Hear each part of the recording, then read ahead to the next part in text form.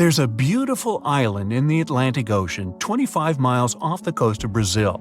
It's easy to reach, has an endless beach line, steep rocks to climb, and vibrant tropical greenery.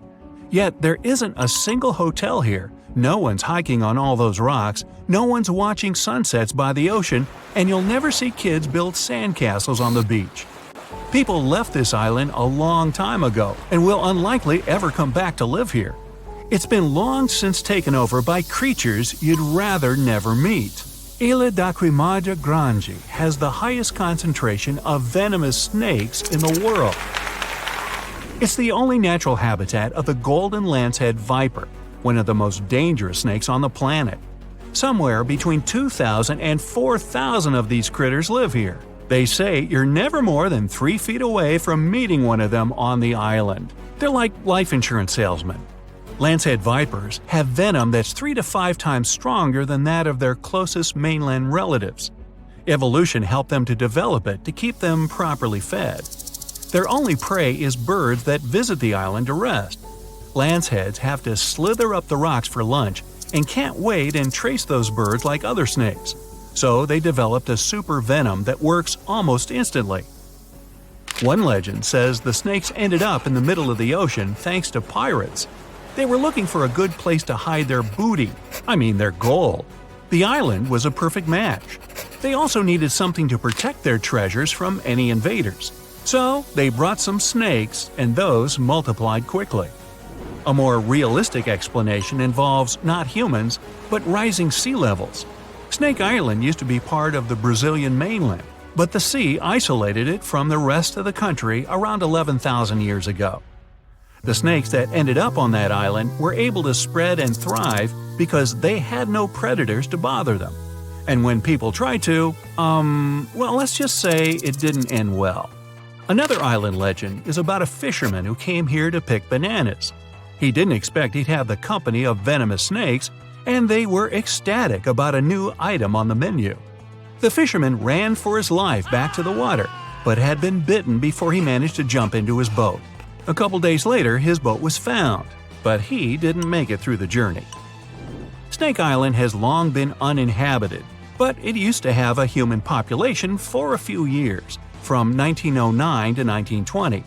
It was the lighthouse keeper, his wife, and 3 kids. Their task was not to let people on the island. According to another legend, one night snakes got inside their house through the windows. The parents grabbed their kids and tried to escape to the boat. Sadly, the snakes were faster. No one of the family had survived that visit. The lighthouse has been automated. Now the Navy visit it regularly to check if it's in order and keep visitors away from the island. It's both for the safety of people and for the good of snakes that are a critically endangered species. Some of those people are tourists looking for adventures.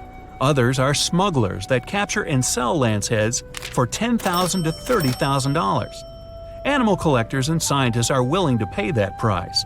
There are rumors that the venom helps cure heart conditions. In the past, someone tried to set the island on fire to get rid of the snakes altogether and clear the land for agriculture. But the snakes have an important mission. It's crucial to study them to better understand the whole lancehead snake family and to treat people who get bitten by them on the mainland. Such incidents happen a lot in Brazil.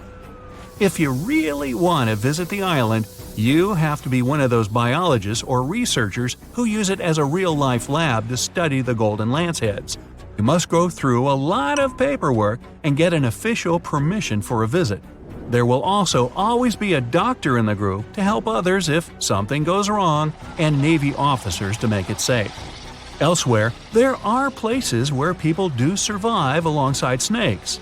Musambo Island on Lake Victoria in Uganda is home to 2,000 snakes and less than 100 people. That's a ratio of over 20 snakes per person. Rock pythons, cobras, vipers. You can find those even in people's houses. Sometimes they share beds with the locals. They believe the island is home to many kinds of spirits that have transformed into snakes. The people are just guests here, and they must never ever hurt those snakes.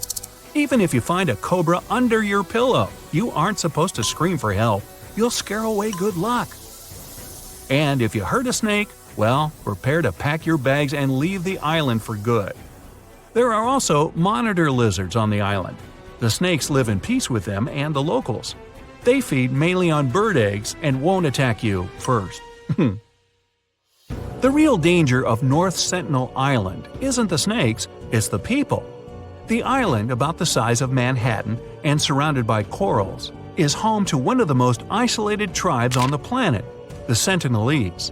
They're a hunter-gatherer society that doesn't welcome any strangers at all.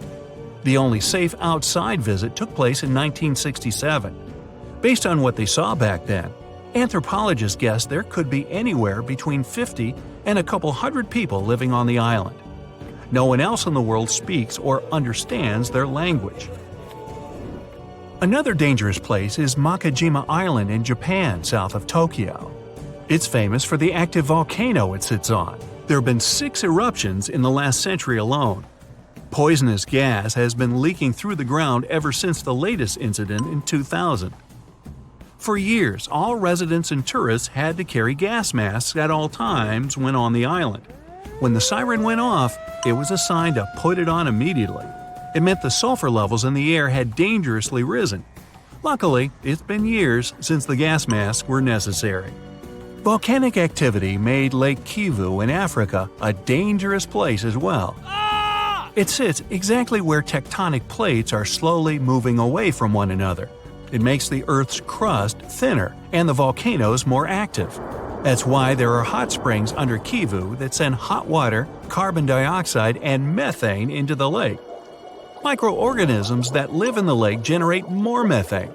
All these gases remain in the water because the lake is really deep. This mix is denser than regular lake water, so the lake has unusual layers. Kivu is dangerous because all the gases trapped in it could find a way out. That would be a disaster. Saba is a tiny Caribbean island that's seen more storms in the last 150 years than any other place in the world. There were over 60 big hurricanes, 15 Category 3 storms, and 7 Category 5 ones, the most destructive a hurricane can get. If you want to try your luck, visit in winter. You'll be less likely to witness a storm, but landing will still tickle your nerves. Saba also happens to have one of the shortest and most dangerous runways on the planet, stuck between 2 rocky ridges. Bouvet Island is the loneliest and most remote one in the world. The nearest piece of land is 1,000 miles north, and the Antarctic coast is 1,100 miles to the south. Fewer than 100 people have ever been here, mostly scientists that used to work at a research station. If you decided to travel there, the journey would take days. If something went wrong, there would be no one to save you in time. Plus, 93% of the island is covered with a glacier, and there's just one appropriate place to moor a boat. Hey, sounds like fun! Sign me up! Not. Mount Washington in the U.S. gets way more visitors, but not everyone comes back safely. It's known as the most dangerous small mountain on the planet. The winds here are the fastest on the surface of the Earth, reaching 200 miles per hour. Hey, let's go fly a kite, huh? Freezing temperatures and heavy snowfalls don't help the ascent either. Hikers are often steered away from trails and roads. Even if you do make it to the top, you'll experience overloads like on the peak of Mount Everest. No one expected such a strong storm. It's too dangerous to sail back to the land because of high waves and winds. But suddenly, you notice a small green island nearby. You and your friend are about 25 miles off the coast of Brazil.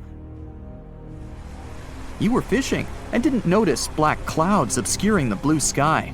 You're approaching the unknown island and see a Coast Guard boat behind you.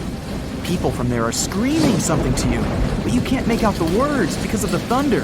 They tell us we should stay away from that island, your friend says. Despite the warning, you still sail since there's no other way out. Around the island, you notice sharp rocks sticking out of the water like knives in the dark. Now you realize what the Coast Guard warned about, but it's too late. Your boat hits a rock. The bottom is pierced. You start to sink. The rain and wind are getting stronger. Both of you fall overboard. Then darkness comes. You wake up in the morning because of the scorching sun and a dry mouth. Your friend and the wrecked boat are lying nearby. Apparently, you'll have to wait for rescuers to get out here. Now, in the light of day, you can see how dangerous the island's coast is. It's surrounded by rocks, and you're lucky you've survived. Getting out of here will be difficult. Together with your companion, you decide to look for coconuts and bananas. Your friend goes to the wreckage and pulls out a bag of medicine. Then, both of you leave the sandy beach and enter the dense jungle. A couple of steps later, you hear a strange hiss. You see your friend. His eyes are filled with horror. Goosebumps run down your back. You feel something alive crawling under your feet, and there's a lot of it. You look down and notice slithering snakes. There are dozens of them. They wrap around your legs, get into trees. They're everywhere. Don't move, your friend says. I think I know where we are. You want to ask him a question, but fear takes away your voice. He reads your face and answers the question. We're in one of the most dangerous places on Earth, the Brazilian Snake Island. These are not just some ordinary snakes. This is the golden lancehead, one of the most venomous reptiles in the world. You can find them nowhere else on the planet except for this land. They evolved here naturally, without other snake species intervention. That made their venom 5 times stronger than the venom of ordinary vipers. They're practically the only owners of this island. Nowhere else in the world will you find such a concentration of creeping reptiles on such a small piece of land. And now, they're glad that 2 big lunch meals have arrived. There's little chance of survival, but you're gonna try. The first thing you need to do is get out of your stupor and find a thick stick. This is your best tool right now. If you encounter a venomous snake, the best you can do is retreat slowly. But this time, there are too many of them. They're aggressive and hungry. Together with your friend, you fight off the snakes with a stick. But there's more and more of them coming.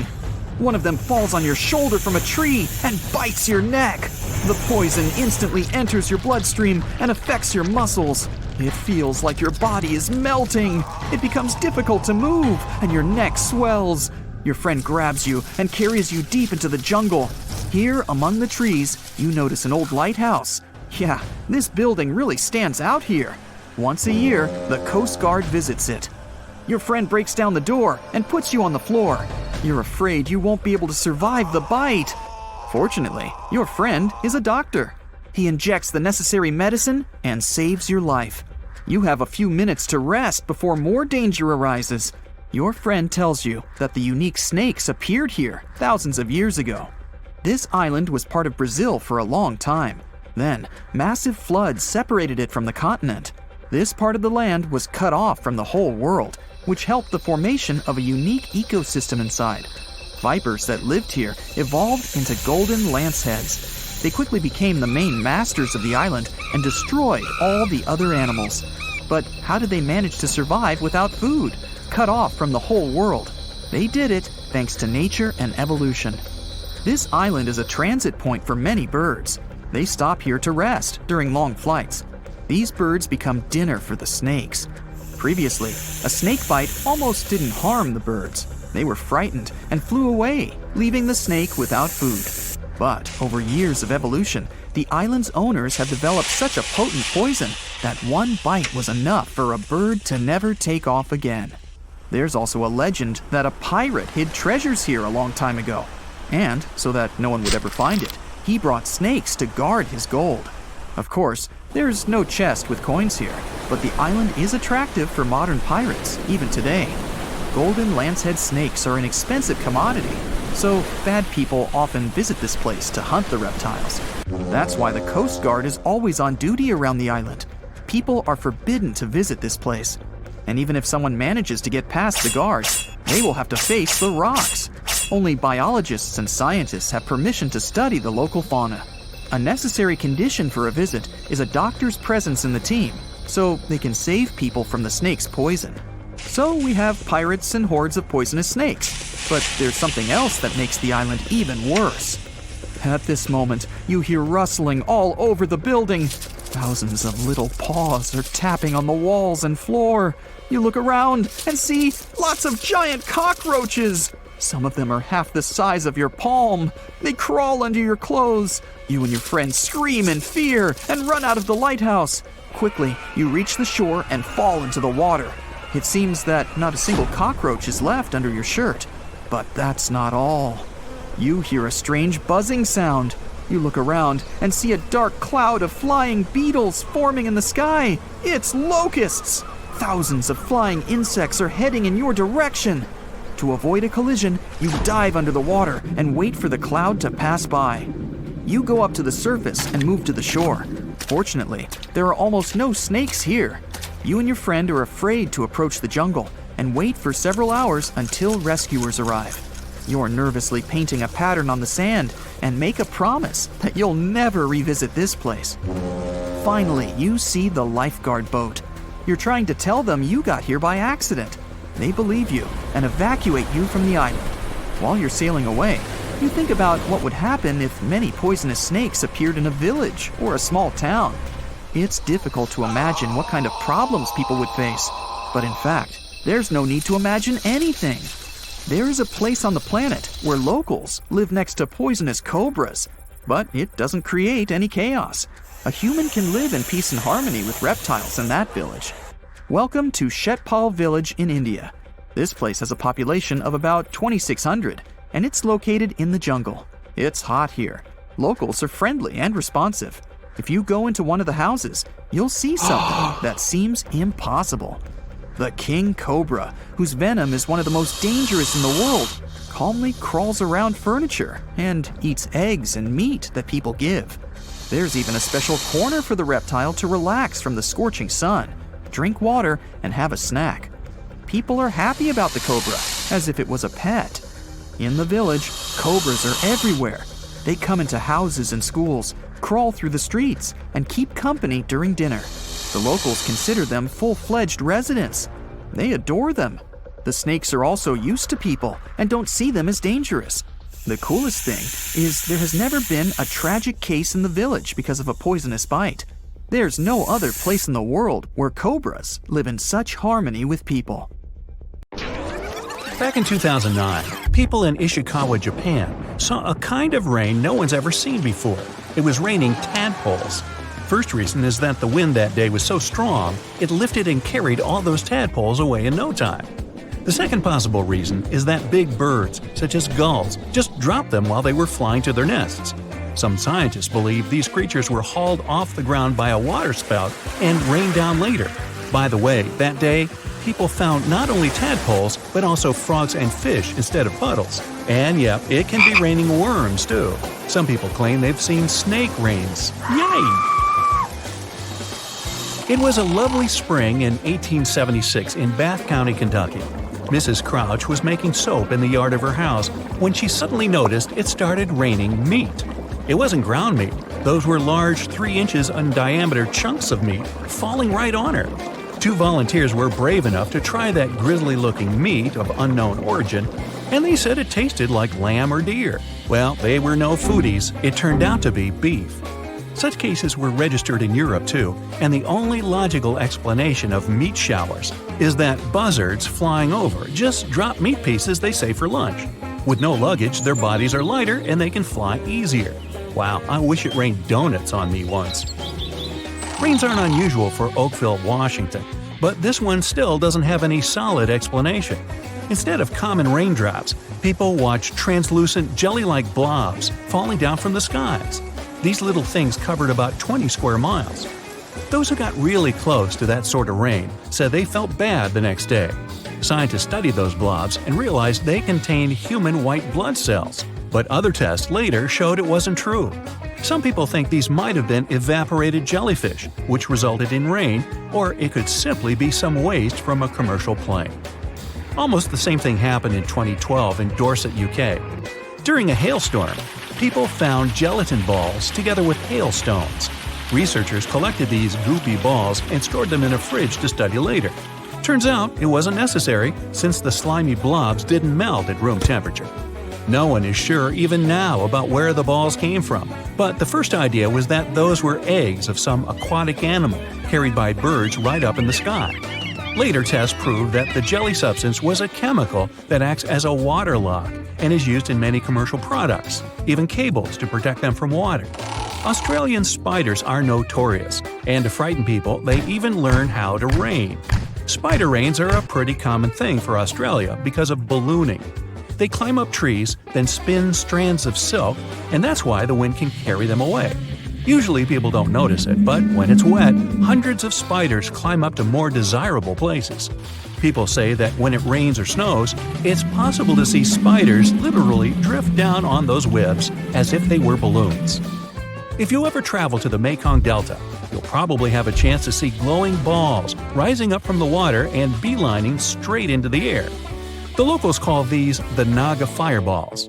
Sizes may vary, so these reddish balls can be as tiny as a cherry and as large as a watermelon. During the night, you can see dozens and sometimes even thousands of fireballs. Scientists don't have any solid explanation why it happens, but it's probably flammable gas released by the marshy environment. Still, a local superstition claims it's all because of a giant serpent living in the Mekong. Tornadic waterspout is a tornado that doesn't occur on land, but on water. The speed of the tornado can be really high. The water is collected and partially pulled up. It manages to pull fish and even turtles up into the air. Actually, raining fish can also be explained by this weather phenomenon. The same might happen on the snow, too, but it's really rare. There are only 6 pictures of snow spouts, 4 of which were taken in Ontario. This weather phenomenon requires that the water is warm enough to produce fog, while the air temperature is really cold, next to impossible. Lava is red, sky is blue, I'm on bright side, and so are you. Okay, I made that up. But the part about the lava being red can change. That's true, especially if you see the lava flowing from Kauai Gen volcano located in Indonesia. It has a typical red color during the day, but at night it turns luminescent blue. No mystery behind it, just tons of sulfuric acid. This volcano also has the largest acidic crater lake in the world. The water there is so turquoise, you want to jump in immediately, but you probably already guessed that you should never ever do that. The fire on that volcano is also blue, and it's the largest blue fire in the world, rising up to 16 feet. In some places, water may look like glass. White salt ponds might look like windows or even portals to the world underneath. They have their look because of salt evaporation, and such lakes can be found in France and India. But the Cargill salt ponds in the San Francisco Bay Area look even crazier because of vibrant colors. The shades vary. It can be deep blue, grass green, orange, crimson, vermilion, and even magenta. The color difference is all about the different levels of salinity and tiny microorganisms living in those ponds. On the shore of the Baltic Sea in Kaliningrad District, Russia, there's an enigmatic national park called Dancing Forest. The pine trees are all crooked and twisted there. The forest didn't appear until the early 60s, when the pines were planted to make the dune sand in that area a bit more stable. It's probably the unstable sand that made those trees twist that way. Another reason why those trees are so crooked might be strong winds. Some people claim it has something to do with supernatural powers. They say this forest is a place where positive and negative energies meet. Locals believe if someone climbs through one of the rings in those trees, it'll add an extra year to this person's life. The throbbing hum in Taos, New Mexico has driven locals crazy since the 1990s. Low-frequency hum doesn't let you sleep normally. Even though scientists tried so hard to find the source of the hum, they failed. They blamed it on mechanical devices and even animals. The West Seattle hum, for example, was related to toadfish. Different variations of hum were also heard in the UK, Australia, and in some areas of the United States. Luckily, only about 2% of the world's population can hear it. Noctilescent clouds, or simply night clouds, are so rare because 1. They only form in summer, and 2. They can only be seen at latitudes between 50 and 70 degrees, both north and south. To see those clouds, the sun should be already below the horizon, but the clouds still have to be in sunlight. It's possible for the highest clouds in the atmosphere, which are located about 50 miles up. We can't see them during the day because they're too faint. Fairy rings, also known as elf rings or pixie rings, are the enigmatic rings of mushrooms that appear in grasslands and forested areas. Scientists can't explain why these fungi can form nearly perfect circles. But the superstition claims that fairy dances would burn the ground, causing mushrooms rapid growth. In fact, it's partially true. The mushrooms grow in places where a grass withered. The Amazon River, one of the longest on our planet, stretches for 4,000 miles, which is more than a drive from Vienna to New Delhi. But there's one river in South America that beats the Amazon River twice. First, it's wider. Second, nobody ever saw it. It's an Amazon underwater twin called the Hamza River, and it runs 2.5 miles underneath. Scientists found it 10 years ago, back in 2011. Don't blink, or you'll miss this rarest weather phenomenon. Red sprites are electrical discharges in the sky that look a bit like an aurora. It's super powerful, about 10 times stronger than any regular lightning, but it lasts just a couple of seconds.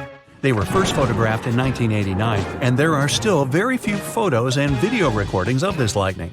To make a video that can clearly show red sprites, it should be at about 7,000 frames per second. Well, I'm out. Around 128 million years ago, give or take, snakes popped up out of nowhere and started thriving on Earth, eventually branching out into around 4,000 species we have today.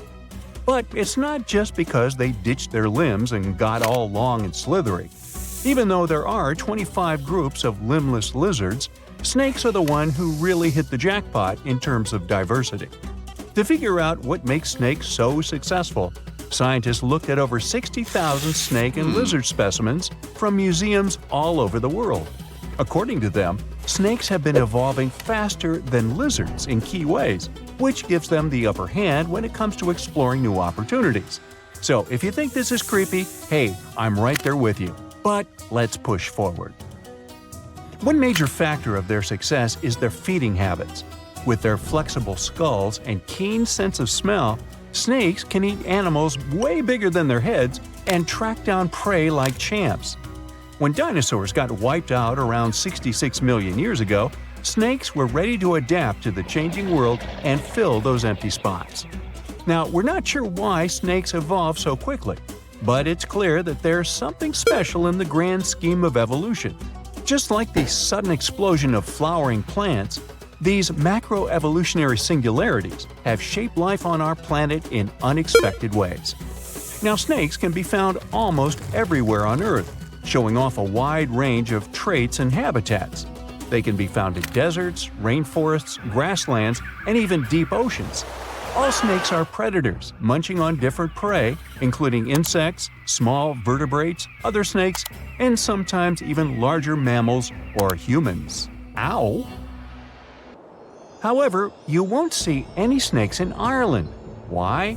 Well, one of the most famous legends about St. Patrick involves him driving these reptiles out of Ireland. Still, experts think snakes never lived in Ireland to begin with, so it's more of a symbolic story than anything else. There are a few more places in the world where snakes don't exist, like Iceland, Greenland, New Zealand, and Antarctica.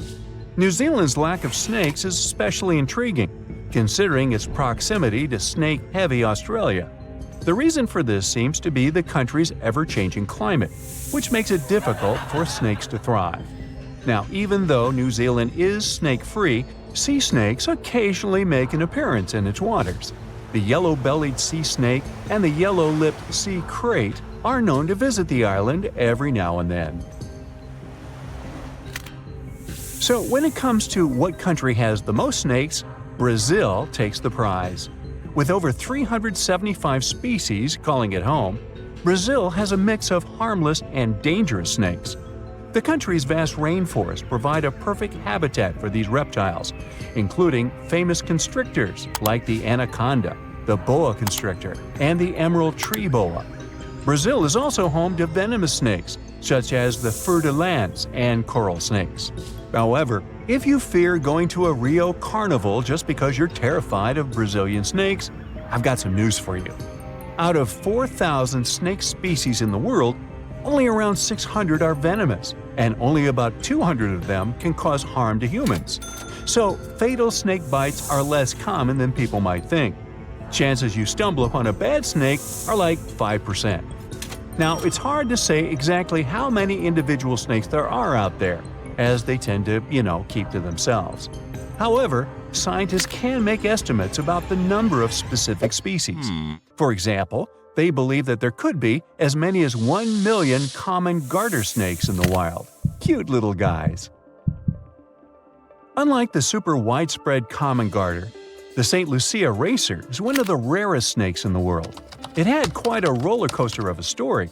Thought to be extinct, then found again, then lost, and finally rediscovered in 2012. The survivors are spending time together on a teeny island called Maria Major, after being wiped out on the mainland by mongooses and other invasive critters that like to snack on these harmless snakes. Another reason snakes hit an evolutionary jackpot is because they have this cool thing that they're basically solar-powered and depend on outside sources of heat or light. People often say they're cold-blooded, but that's not entirely accurate. Their blood isn't cold. The right word for them is ectothermic, which means their body temperature can change and is controlled by the environment. While mammals and birds can keep their temperature steady, reptiles must soak up the sun or find other ways to warm themselves up. Now, some snakes do not lay eggs, defying the traditional classification of reptiles as egg layers. While it may have been taught at school that all reptiles lay eggs, nature has its exceptions. About 70% of snakes lay eggs, but those living in colder environments give birth to live young because eggs would not survive in such conditions. Nature always has a way of challenging our expectations and classifications.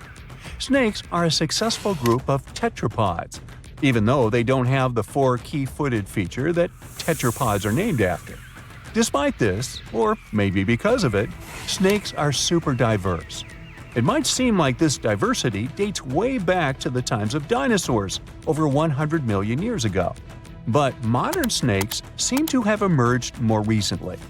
Fossils and DNA suggest that snakes started to spread out and evolve after the mass extinction event that wiped out dinosaurs. They took advantage of the empty habitats and niches left behind by the long-gone species. In terms of movement, snakes are super flexible and can crawl, burrow, climb, swim, and some can even fly. The ancient ancestors of snakes were quite different from what we see today, with some species even having well-developed limbs. Snakes continue to evolve through the late Cretaceous period, with various species appearing around the world. Only a handful of modern snake families emerged later, millions of years after the extinction of dinosaurs. The snake fossil record is patchy, making it hard to piece together their evolutionary history. To make sense of it all, scientists turn to DNA analysis. Molecular clock techniques help estimate when various snake lineages split off from each other, suggesting that most of the modern snake diversity is younger than dinosaurs. Only a few snake lineages survived the mass extinction event at the end of the Cretaceous. But these few survivors managed to give rise to the incredible diversity of snakes today. Some snake families persisted for millions of years until they eventually went extinct, while others thrived and diversified in the aftermath of the mass extinction event.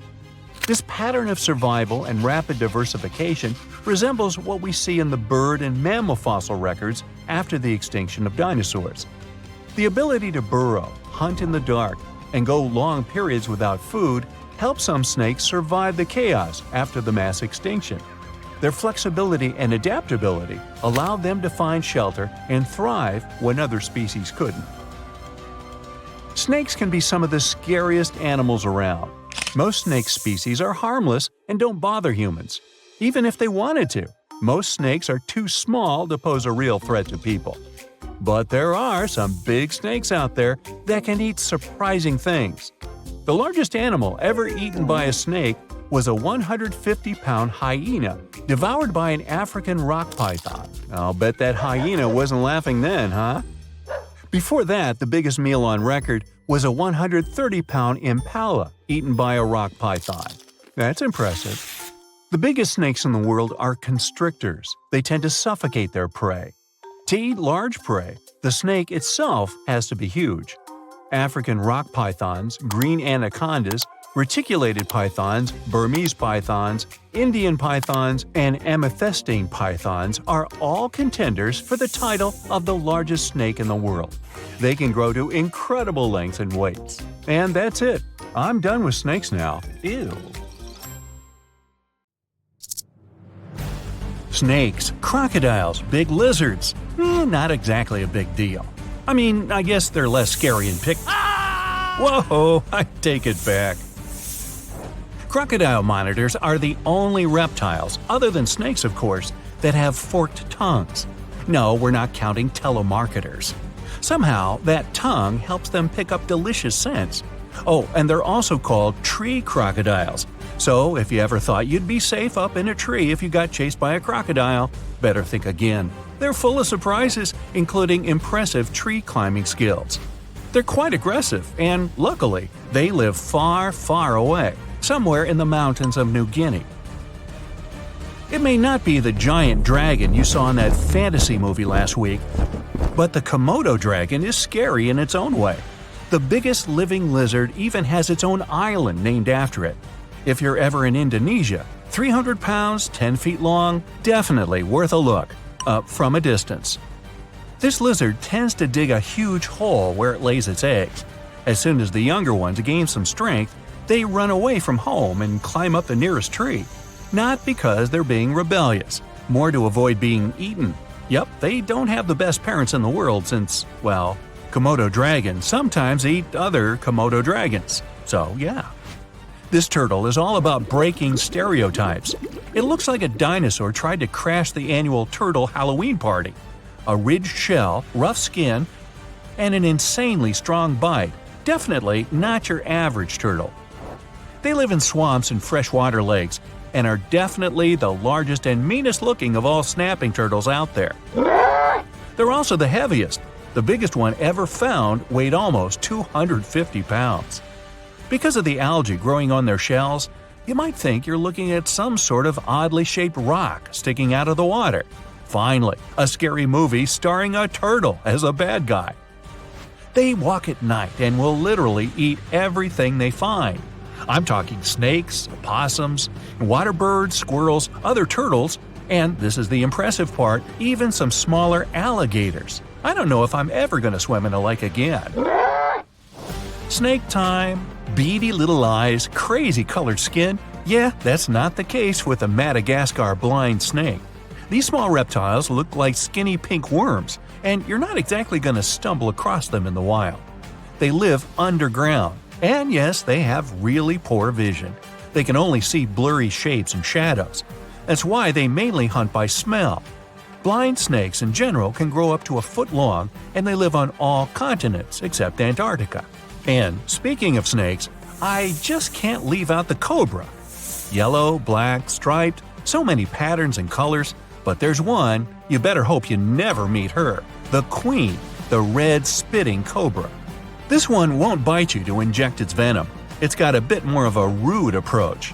It contracts the muscles around its venom gland and spits some out right into your face. It seems like a way scarier tactic than a regular old bite. But there's a catch. This cobra's venom doesn't work if it falls on your skin or even gets into your mouth. For things to get really nasty, it has to get into your eyes. Phew! I mean, it's not like animals have such an amazing aim that they can nail you in the eye while you're running away, right? Well, there was an experiment, and those spitting cobras managed to hit a researcher's goggle-covered eyes 10 out of 10 times. Speaking of snakes, no wait, speaking of turtles, okay, snake-necked turtles, I got it eventually. When you see one roaming around, you might think it's a snake that's borrowing its buddy's house while it's out of town. But no, this turtle's neck is almost half its total size. How awesome would we look with necks like that? No thanks. They mostly chill in wetlands or swamps. Some of them are also known as stinkers, like me. And you can find out why if you catch one having a bad day. They can launch their stinky spray more than 3 feet. Well, that beats me. Pac-Man frogs, named after the greatest game ever, according to that weird guy you met at the grocery store, have round plum bodies with pretty big stomachs and mouths. They come in different colors, including apricot, strawberry, and albino. So red, yellow, and white, I guess. They're pretty lazy and not into climbing or even moving. They do have teeth though, and they won't hesitate to bite if you touch them. Luckily, they're not poisonous, but it probably wouldn't feel that good to have a frog hanging from your finger. No, I guess it wouldn't. This is a gharial, one of the strangest and most unique crocodiles out there. Check out that ridiculous snout. But it does come in handy when it's trying to catch fish. Unlike crocodiles that stalk and then lunge at their prey, gharials sense vibrations in the water. Then they whip their heads from side to side, then it's sushi time. Their jaws have more than 100 teeth. Gharials prefer to stay in the water most of the time, but sometimes they go out to chill if it's sunny enough. Just give them a clear freshwater river and they'll be happy. Yeah, no need to tell me twice. Lizards, snakes, frogs, step aside please, turtles are slowly but surely taking over this video. Strap yourselves in for the pig-nosed turtle. It's another freshwater turtle, this time with a long snout, complete with 2 big nostrils. It gets its name because, duh. That sweet snout allows it to breathe while the rest of its body stays underwater. That way, it can keep its body hidden. It's safe from any underwater danger too, since its belly looks sort of like the reflections made by nearby trees. It may look funny, but this turtle's had its own camouflage tactics and totally unique look for the last 140 million years. That's way before the dinosaurs went extinct. The leaf-nosed snake has a quite elongated body and a bizarre nose that looks kind of like a bendy leaf. Okay, so this Pinocchio snake comes from Madagascar and lives in trees, and you might easily mistake it for a branch. This snake chills during the day and goes out at night to find itself some delicious smaller reptiles, frogs, and even birds. Picture yourself on a sandy tropical beach. The sea, coconuts, palms, and iguanas? Yeah, these guys hang out everywhere, in the sand, up trees, on walls. They live all the way from Mexico to Brazil and love to chill anywhere sunny. It's not just a relaxing hobby. They need the sunlight for its vitamin D, which helps them absorb more nutrients from their food. And no worries, iguanas aren't dangerous as long as they don't feel threatened. If they do, well, luckily they're not venomous.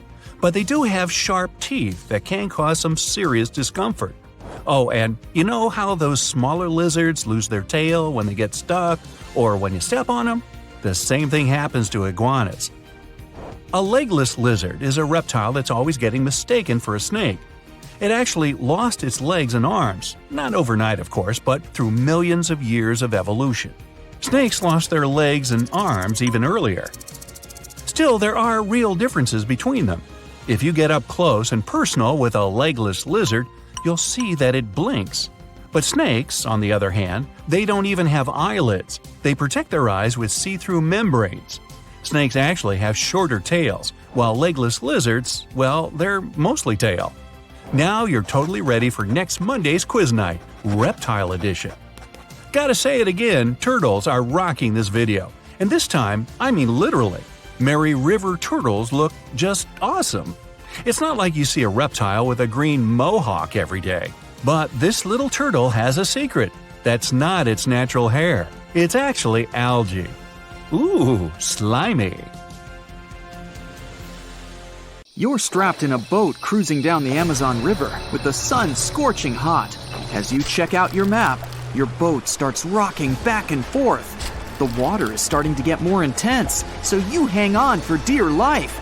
You tuck your map in your pocket and try to take control of your boat.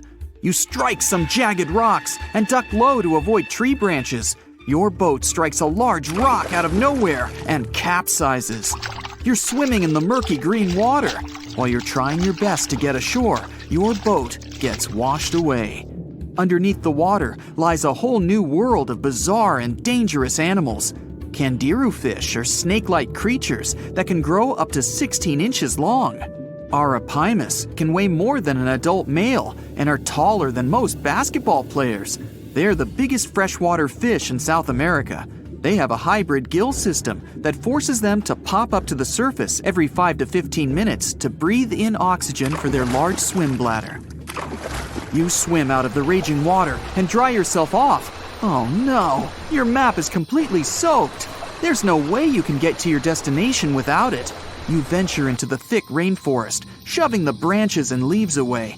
As you get deeper, you notice something on a tree. It's barely moving, but it's got sharp claws and a raggedy coat. It stretches its arm to another branch and tries to pull itself up, ever so slowly. Sloths sleep more than half their days and only head down from trees once a week. They're so motionless, they sometimes grow algae and moss on their fur. The rainforest gets denser with each step until there's barely any sunlight illuminating the path in front of you. You notice a figure following you. With every branch you step on, you can hear a faint sound right next to you creeping around. You start walking a bit faster, and the sound catches up with you. You make it out of the dense part and tread along a narrow path until you reach a cliff. You can't walk normally here, so you pin against the wall and walk sideways to cross the hills. You slowly move across with the river 30 feet below you. You move your right foot, and some rocks fall into the river. You keep going and misstep. You're about to fall, but you hold on to a large tree branch and pull yourself up. You notice a couple of colorful poison frogs inches away from your fingers. Touching any of these frogs can be extremely dangerous and harmful, despite their amazing color patterns. The golden poison frog is one of the most poisonous animals in the world. One of them hops right next to you, so you let go of the branch and fall back in the river.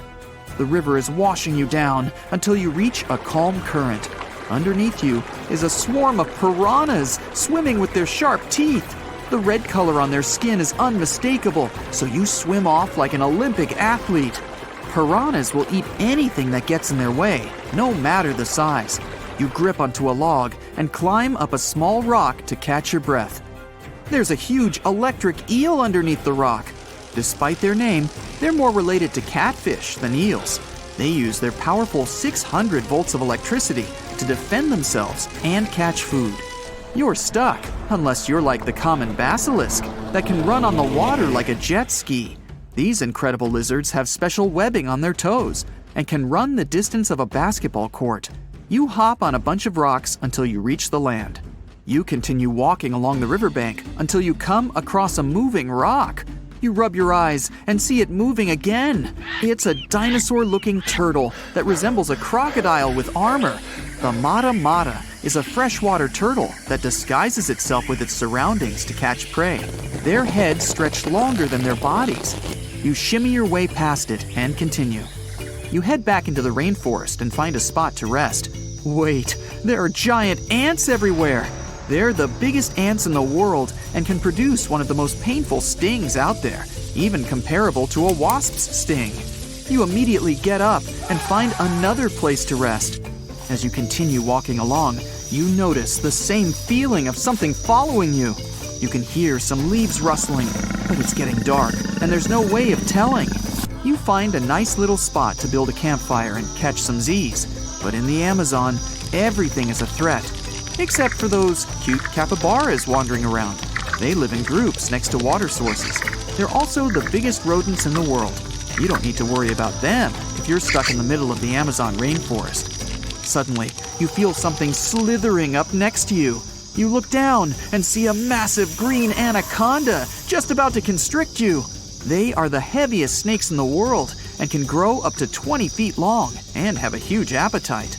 You get up and sprint your way out of there. All right, you found a decent cave to crash in.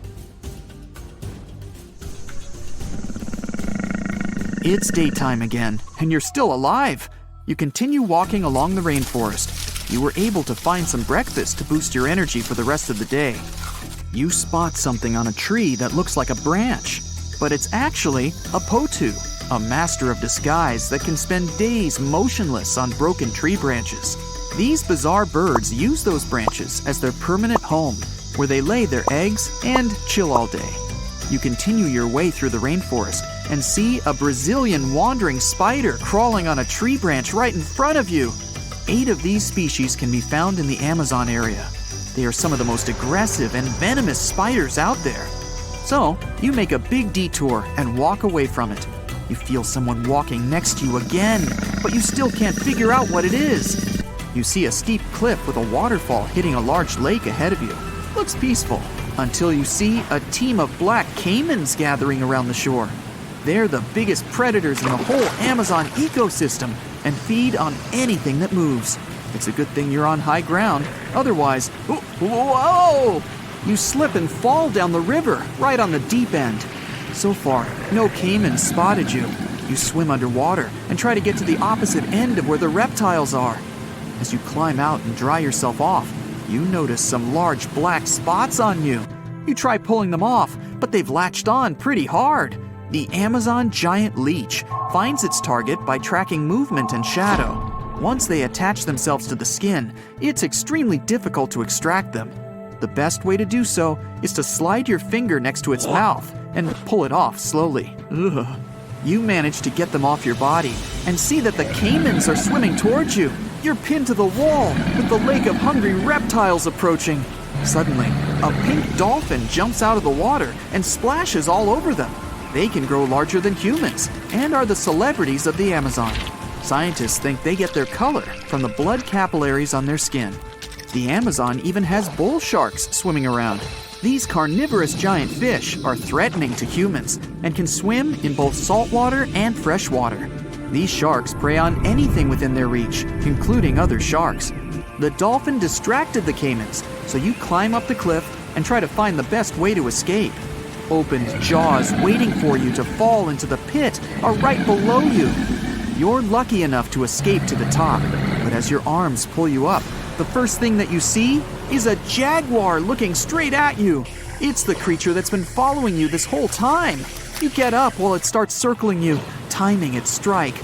You know that you can't take on a jaguar, nor can you outrun it, so you grab a large tree branch from the ground to defend yourself.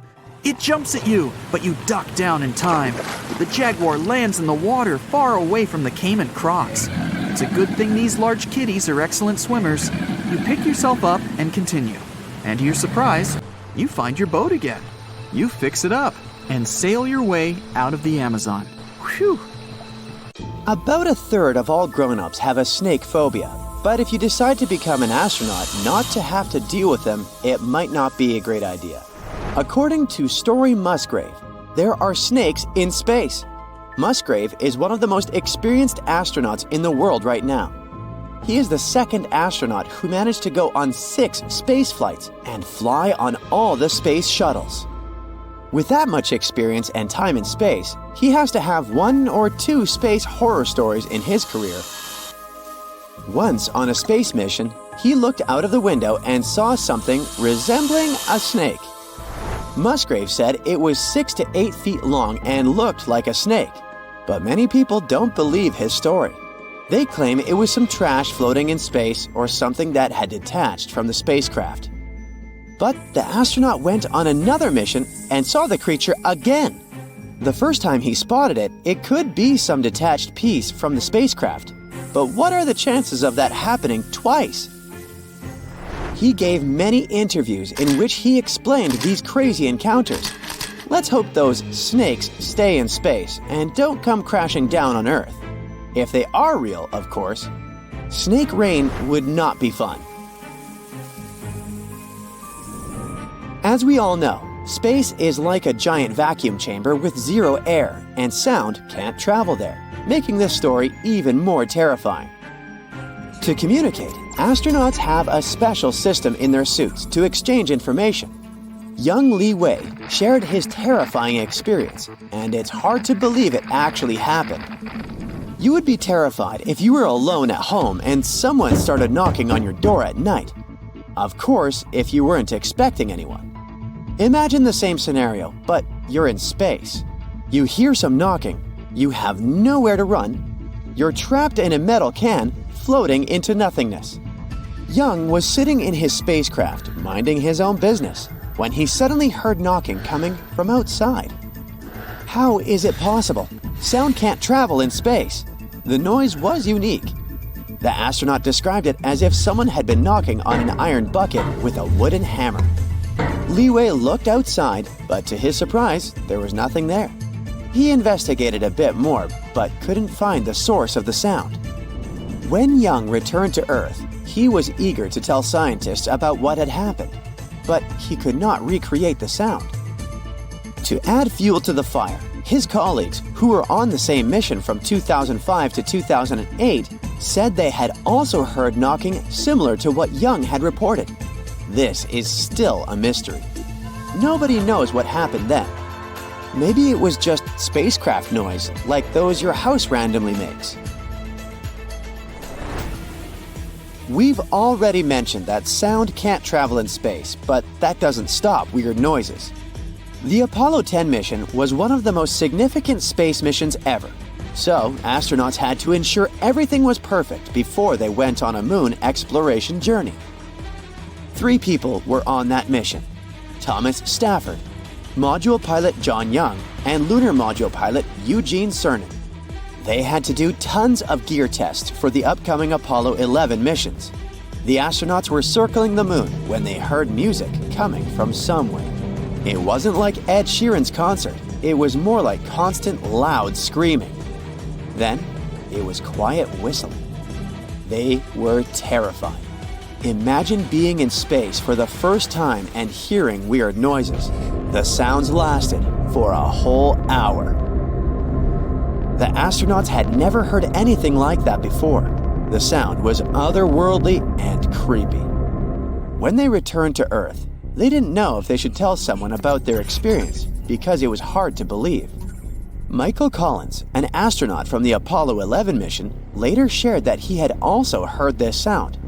But there is a kind of logical explanation for this. Engineers from NASA said that the sound that they had heard had been caused by the interference with the communication system. So you can relax and throw your tinfoil hat in the trash. But before you do that, Al Worden, an astronaut from the Apollo 15 mission, said that this explanation was unlikely, so we might never find out what really caused the sound.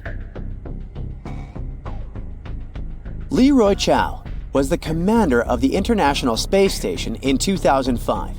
When it comes to space, he's seen a lot of things that can send chills down your spine.